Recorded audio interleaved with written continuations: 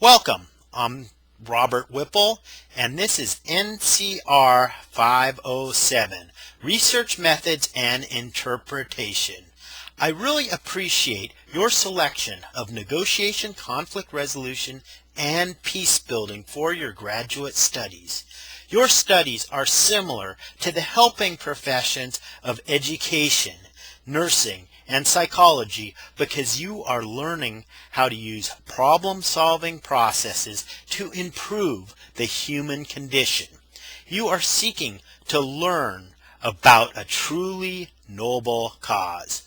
In this course, we will explore how to use research to positively transform the world to being a more peaceful place. Furthermore, research can be a form of entertainment when you are focused on a topic you are interested in. The purpose research plays in NCRP is to gather evidence which explores truth beyond rhetoric and conjecture. Research uses reliable and valid methods that would help others who are observing or analyzing the same phenomena come to similar conclusions. In sum, the main purpose of this course is for you to learn how to apply research to transform conflicts. The golden rule of this class is that you will not be conducting any research outside of this class. You are only developing and testing research instruments such as interview guides, surveys, and observation coding sheets. Actually conducting research requires such things as University Institutional Review Board approval, consent forms, and National Institute of Health Human Subjects training. You will complete some of these prerequisites for conducting research in this class. In this course, you will learn how to conduct research through peer interaction with your classmates. You are not allowed to conduct actual survey, observation, or interview research without prior written IRB approval. To give you a little background on this course, when I took it in 1993, it was part of a graduate degree program in behavioral science with an emphasis in negotiation and conflict management. We had to take a series of 3 courses in research that included computer applications in the behavioral sciences, research design and execution, and applied behavioral research. The computer applications in behavioral science dealt with quantitative analysis of statistics using Microsoft Excel and the statistical package of the social sciences, otherwise known as SPSS. The course included how to search the internet through Gopher, how to access the ConflictNet database, and how to use file transfer protocols. All of these skills are now integrated into Google, Facebook, and countless web pages. I taught the computer applications course until it became obsolete in 2002. This course is most similar to the research design and execution class, which included research methodology. In the applied research class, we had to design and implement a research project.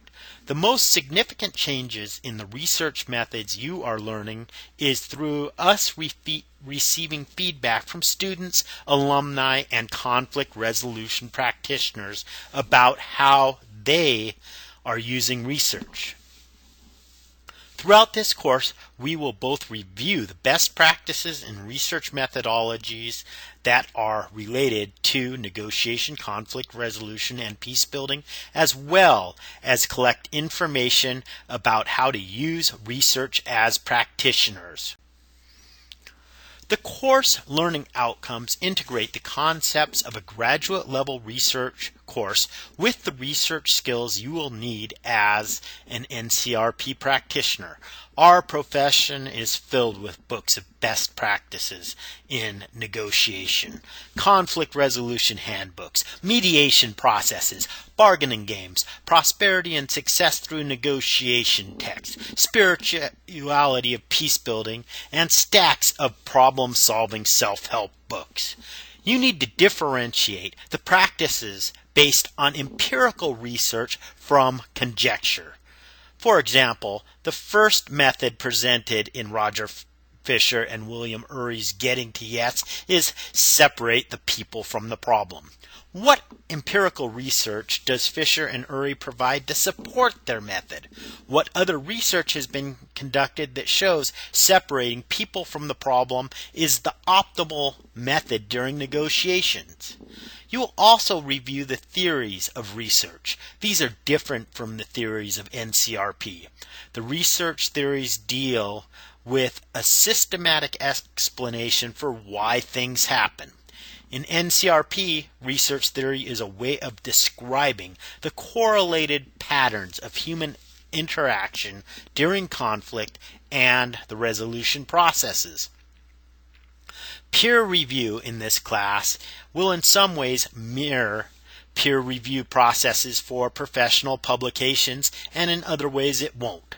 In this class, we won't be doing blind reviews by anonymous reviewers. You will review the research of your peers in this course, and they will review yours. We will cover quantitative research through a brief introduction, or in most cases, review of statistics. I understand that many students in this program are mathematically challenged, so I will limit the quantitative lectures to the concepts without the computation. As a practitioner in the field, I have found organizational budgets, salary schedules, and creating parenting plans, calendars have been the extent of the necessary quantitative skills in our field. As a mediator of over 2,000 cases, a board member and president of nonprofit dispute resolution centers, and educator of conflict resolution, I have never used the advanced statistical analysis skills that I learned in either my conflict resolution or education graduate programs. We will focus on research methods most used in the field, which include surveys, observations, interviews, needs assessments, and program evaluations. I like to see each course in a graduate program as an opportunity to work on a chapter towards the final thesis or capstone portfolio. This course is closely related to 3 of the NCRP program outcomes. These include critically evaluating educational materials, integrating theory, research, and practice, and demonstrating the ability to write and critically think at the graduate level. To graduate from the program, you may have to demonstrate these program outcomes as an artifact in your final capstone portfolio. I will work with you to develop these artifacts when you create your mini portfolio. This course has a lot of small assignments with a few due dates. You will submit most of your work at the end of the term in a portfolio, so you will have some chronological flexibility. I understand most of you are juggling full-time work with a full-time family, volunteering many hours to manage your local conflicts while enrolled in this intensive graduate program. You should read, or in some cases scan the text before the end of each week listed on the syllabus.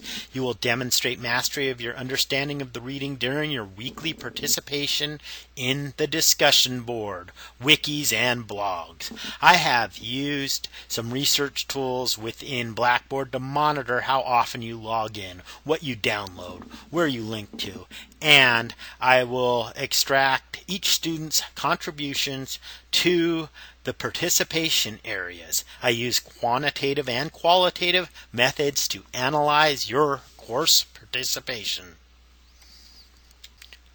To design the assignments for this course, I use 71 course reviews for 507 submitted by NCRP students to me for their capstone portfolios between 2006 and 2011.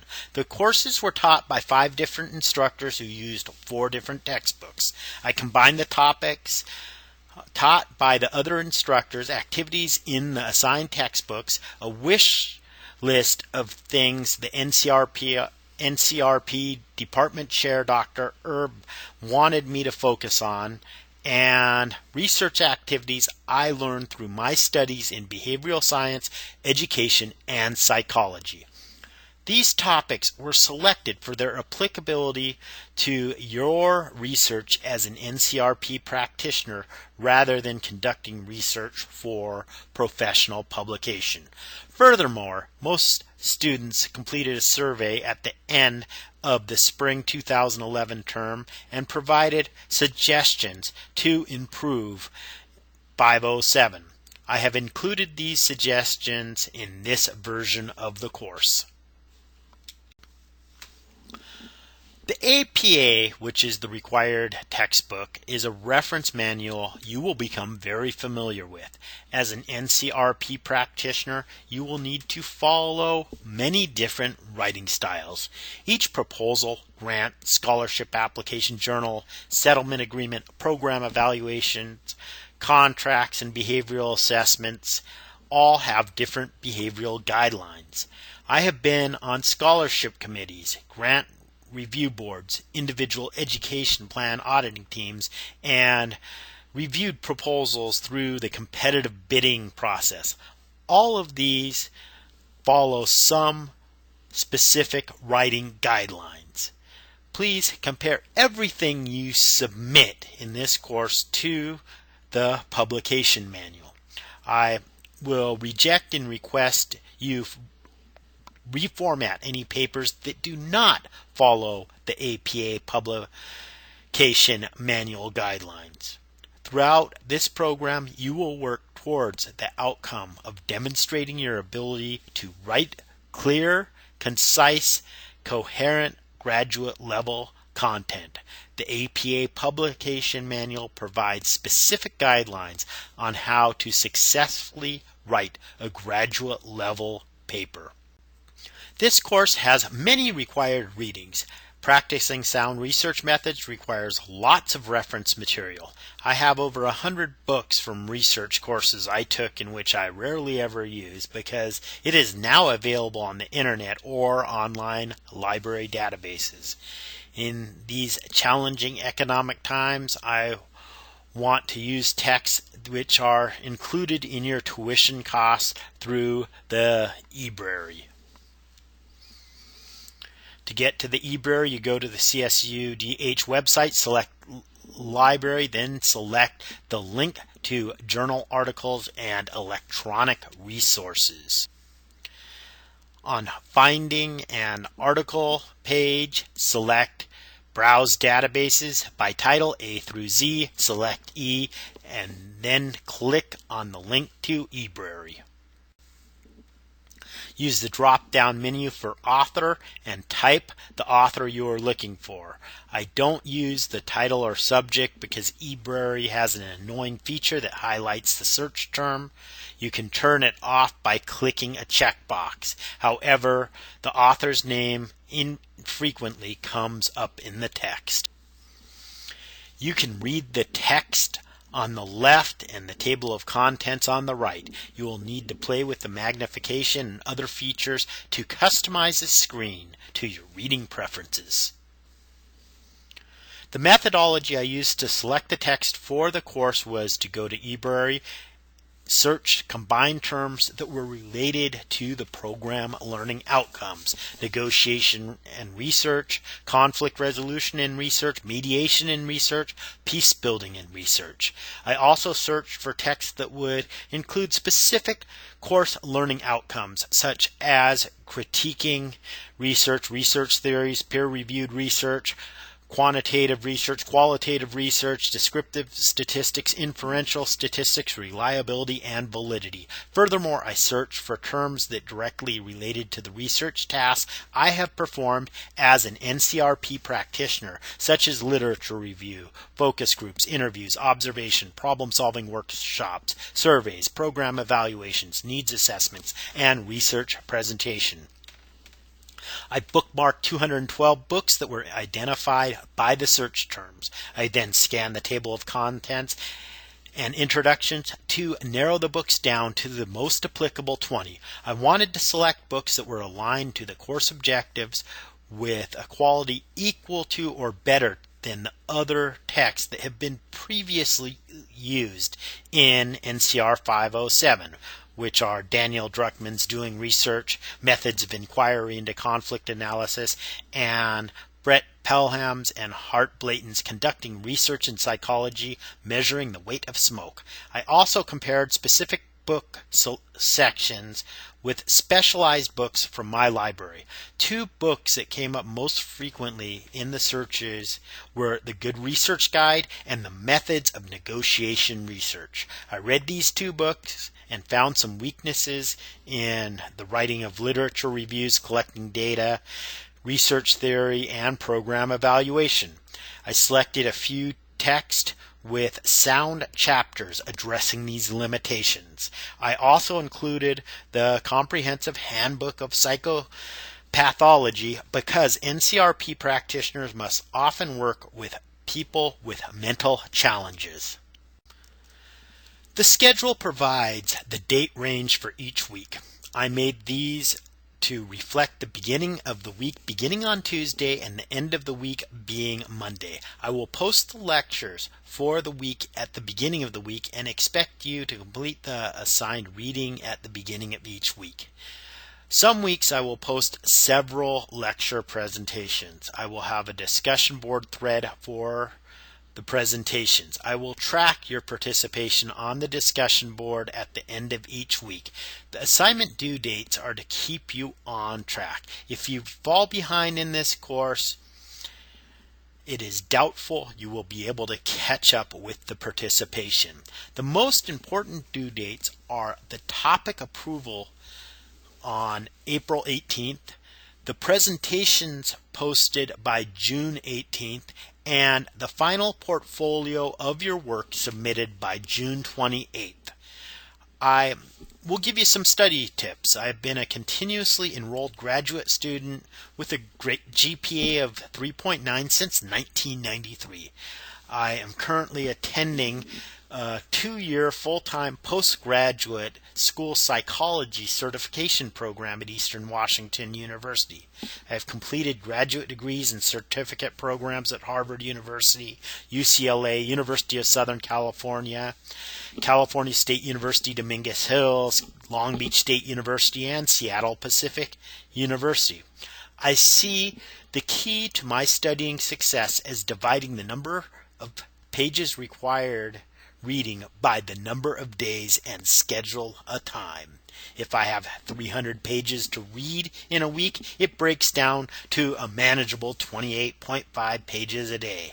I do the same with writing. I take the number of pages that I am required to write and divide it by the number of days. In this course, your final portfolio should be around 12 pages. That is the body of the text, and you have about 70 days to do it. So that means you'll be writing approximately 2 pages of final draft per week to keep up. Now, with all your attachments and your appendixes, it might get up to 40 or 50 pages. But these are the surveys, your IRB form, and other things that you are adding onto it, and those don't necessarily have to be in perfect APA format. Your final paper will be around 12 to 15 in the body that needs to be in APA format. That doesn't include the reference page. Pace yourself and you will be able to successfully complete all of the course requirements. You'll need to watch the lectures because I embed the details of the assignments in the lectures. The lectures will be through narrated PowerPoint presentations. I use PowerPoint because the viewer is a free download that is accessible on many computers and handheld devices. If I don't include videos, the file sizes are small and it allows me to insert audio. I have taught using video streaming, video conferencing, and closed circuit television for many years and found that the talking head only increases the required bandwidth without adding value to your learning experience. I will post some lectures as MP3.